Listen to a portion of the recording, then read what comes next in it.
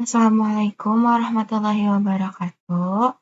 Izin memperkenalkan diri, saya Zulfa Hairunisa dengan NIM 2350191117. Di sini saya akan mempresentasikan hasil kajian pengembangan dan penemuan antihistamin H1 golongan 1 dengan reseptor H1 sebagai anti alergi. Nah, yang pertama di sini itu alergi dan pentingnya antihistamin. Seperti pada gambar yang tertera di sini, kita bisa melihat ada seorang wanita yang sedang bersin ataupun alergi, kemudian mengeluarkan sesuatu. Jadi, alergi sendiri merupakan respon imun tubuh yang berlebihan terhadap suatu zat asing atau kita bisa sebut sebagai alergen. Yang sebenarnya itu tuh tidak berbahaya, namun kondisi ini itu mempengaruhi jutaan orang di seluruh dunia, yang menyebabkan berbagai gejala, mulai dari yang ringan hingga mengancam jiwa. Antihistamin memainkan peran krusial ataupun penting dalam mengelola gejala alergi dengan memblokir aksi histamin, mediator utama di dalam reaksi alergi. Selanjutnya ada latar belakang, yaitu tentang penemuan antihistamin H1 golongan 1, di mana sejarah penemuan antihistamin dimulai pada awal abad ke-20, seperti tertera pada gambar. Di awal abad ke-20 itu terdapat identifikasi histamin, di mana baru diketahui bahwa adanya histamin di dalam tubuh. Kemudian dengan identifikasi histamin, ini itu sebagai senyawa biologis aktif. Namun, baru nih pada tahun 1937, para ilmuwan berhasil mensintesis senyawa pemblokir histamin pertama yang mampu memblokir efek histamin. Kemudian, yang membuka jalan bagi pengembangan antihistamin H1. Contohnya seperti pada tahun 1940-an, yang dimana pengembangan antihistamin H1 generasi pertama. Selanjutnya, di sini ada mekanisme kerja antihistamin H1 dalam menghambat reaksi alergi. Antihistamin H1 bekerja sebagai antagonis kompetitif pada reseptor histamin H1. Mereka menduduki situs ikatan pada reseptor H1, yang dimana mencegah histamin mengalami berikatan dan mengaktifkan reseptor tersebut.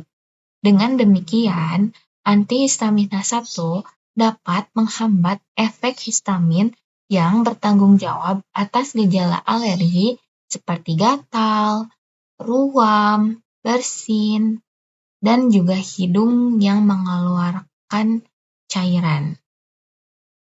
Selanjutnya, sini kita juga akan membahas tentang reseptor histamin H1, yaitu struktur dan fungsi sebagai target obat, di mana reseptor histamin H1 merupakan suatu protein membran terkopel G atau GPCR yang ditemukan di berbagai jaringan tubuh, termasuk kulit, otot polos, dan sistem saraf pusat.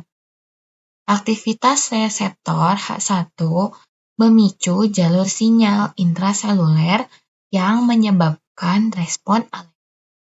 Di sini contohnya ada reseptor membran yang terletak pada permukaan sel. Selanjutnya di sini ada pemicu alergi yang adanya di mana aktivitas menyebabkan suatu gejala alergi. Selanjutnya ada protein terkopel G, yaitu mengaktifkan jalur sinyal. Dan yang terakhir ada distribusi luas di mana ditemukannya di berbagai jaringan. Itulah kenapa kita menyebutnya distribusi luas. Selanjutnya, di sini ada contoh antihistamin H1 generasi pertama yang populer.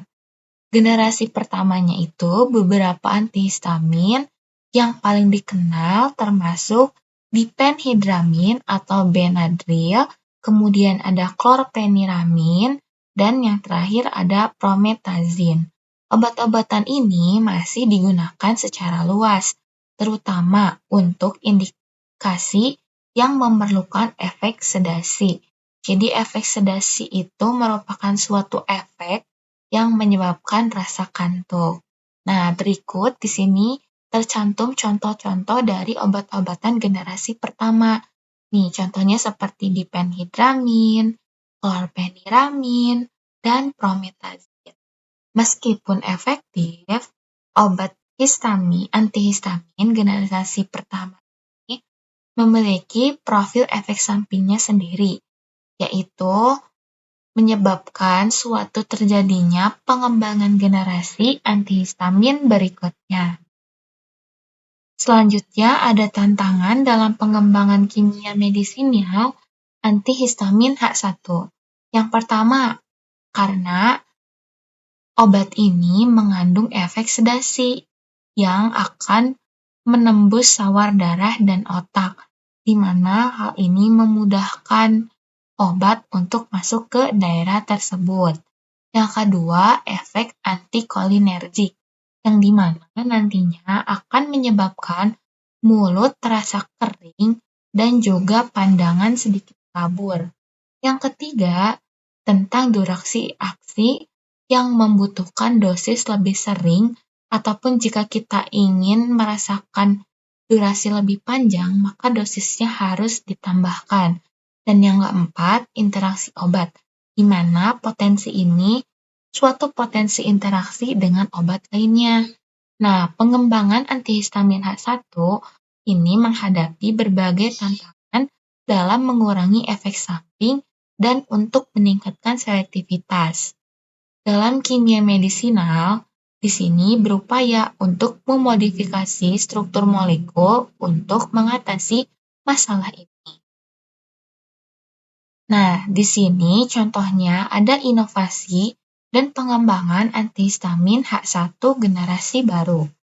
Untuk mengatasi keterbatasan dari generasi pertama seperti 3 contoh sebelumnya, pengembangan ini berfokus pada senyawa yang kurang menembus sawar darah otak dan memiliki selektivitas lebih tinggi terhadap reseptor H1 perifer.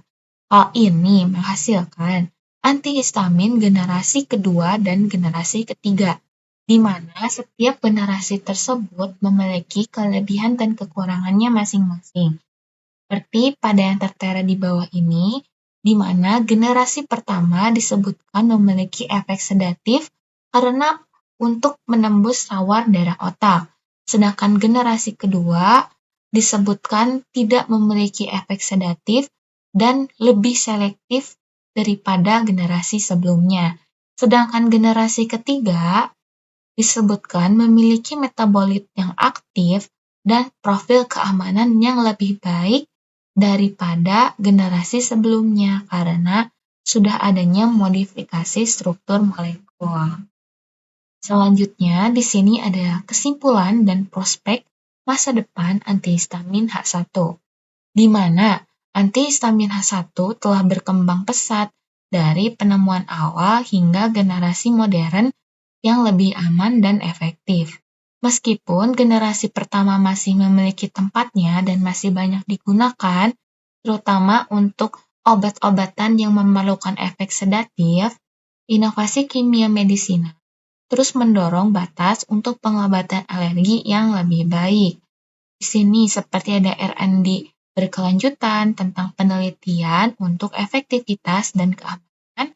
Selanjutnya ada pendekatan personal di mana pengobatan alergi yang lebih personal antar perorangan. Dan yang terakhir itu ada teknologi baru yang di mana dalam mewujudkan obat yang lebih baik untuk pengobatan alergi, kita harus memanfaatkan kemajuan teknologi.